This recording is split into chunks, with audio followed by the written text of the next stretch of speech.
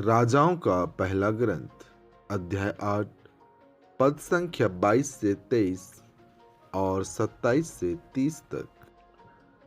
इसके बाद सुलेमान इस्राएल के समस्त समुदाय के सम्मुख ईश्वर की वेदी के सामने खड़ा हो गया और आकाश की ओर हाथ उठाकर बोला, प्रभु इस्राएल के ईश्वर, न तो ऊपर स्वर्ग में और न नीचे पृथ्वी पर तेरे सदृश कोई ईश्वर है।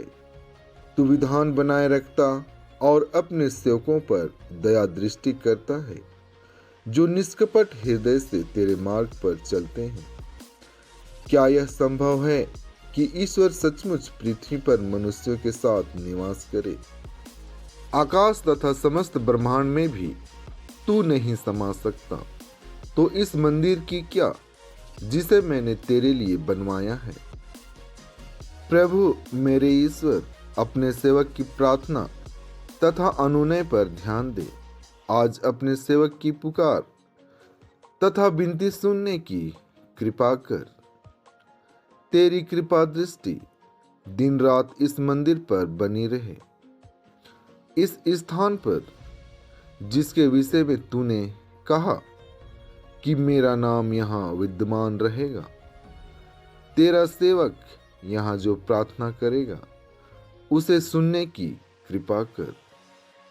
जब इस स्थान पर तेरा सेवक और इस्राएल की समस्त प्रजा प्रार्थना करेगी, तो उसका निवेदन स्वीकार करने की कृपा कर। तू अपने स्वर्गिक निवास स्थान से उनकी प्रार्थना सुन और उन्हें क्षमा प्रदान कर। आज का पवित्र सुसमाचार संत मार्कुस से लिया गया है। अध्याय 7 पद संख्या 1 से 13 तक। फरीसी और यरूशलेम से आए हुए कई शास्त्री ईसा के पास इकट्ठे हो गए। वे यह देख रहे थे कि उनके शिष्य अशुद्ध यानी बिना धोए हाथों से रोटी खा रहे हैं। पुरखों की परंपरा के अनुसार फरीसी और सभी यहूदी बिना हाथ धोए भोजन नहीं करते। बाजार से लौटकर वे अपने ऊपर पानी छिड़के बिना भोजन नहीं करते और अन्य बहुत से परंपरागत रिवाजों का पालन करते हैं, जैसे प्यालों, सुराहियों और कांसे के बर्तनों का शुद्धिकरण। इसलिए फरीसियों और शास्त्रियों ने ईसा से पूछा, आपके शिष्य पुरखों की परंपरा के अनुसार क्यों नहीं चलते? वे क्यों अशुद्ध हाथों से रोटी खाते हैं?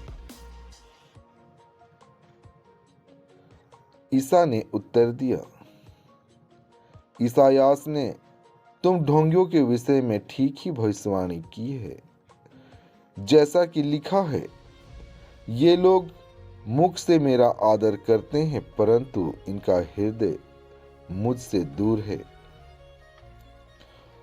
ये व्यर्थ ही मेरा पूजा करते हैं और ये जो शिक्षा देते हैं वे हैं मनुष्यों के बनाए हुए नियम मात्र।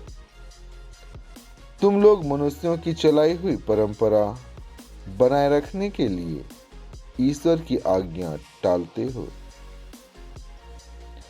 ईसा ने उनसे कहा, तुम लोग अपनी ही परंपरा का पालन करने के लिए ईश्वर की आज्ञा रद्द करते हो। क्योंकि मूसा ने कहा, अपने पिता और अपनी माता का आदर करो, और जो अपने पिता या अपनी माता को शाप दे उसे प्राणदंड दिया जाए। परंतु तुम लोग यह मानते हो कि यदि कोई अपने पिता या अपनी माता से कहे, आप तो मुझसे जो लाभ हो सकता था वह कुर्बान अर्थात ईश्वर को अर्पित है, तो उस समय से वह अपने पिता या अपनी माता के लिए कुछ नहीं कर सकता है। इस तरह तुम लोग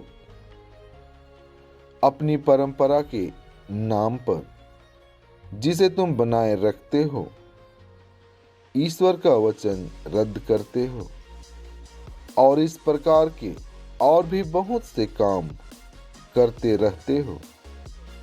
आमीन।